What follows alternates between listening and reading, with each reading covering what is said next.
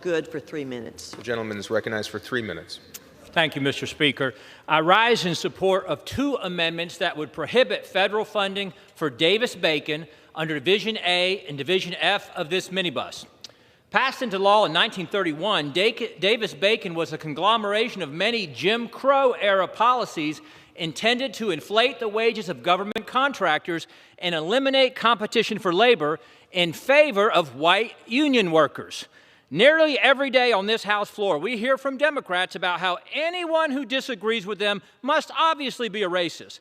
That's their default response to virtually all opposition to their disastrous policies. Climate, racist. Healthcare, racist. COVID, racist. Infrastructure, racist. Police, racist. School choice, racist. Border security, racist. Voting Republican, obviously racist. Being a patriot in the military, racist. Election integrity, super racist. In fact, the President of the United States called proponents of voter ID worse than Jim Crow. They were Jim Eagle.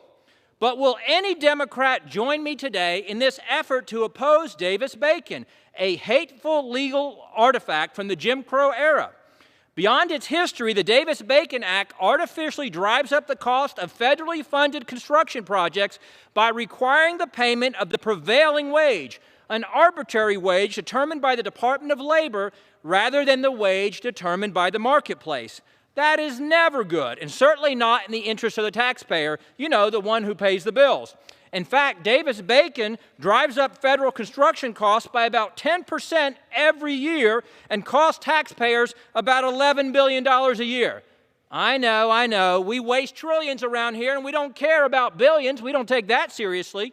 But why should American taxpayers subsidize unions when only 14% of construction workers are unionized?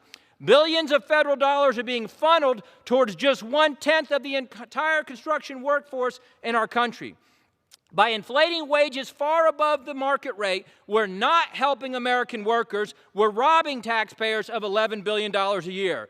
Non-union workers are paying more in taxes to subsidize higher union wages for Davis-Bacon workers. With the Biden price hike driving inflation to a 40% high at 9%, we should all be thinking about ways to save taxpayer money and make government more efficient. The Biden price hike has the impact of making every American work 1 month for free this year. That is how much less purchasing power they have. My legislation to repeal the Davis-Bacon Act has the support of Americans for Prosperity, Citizens Against Government Waste, Freedom Works, Heritage Action for America, and National Right to Work. I urge all my colleagues to support my common sense amendments to prohibit funding for Davis-Bacon and save taxpayers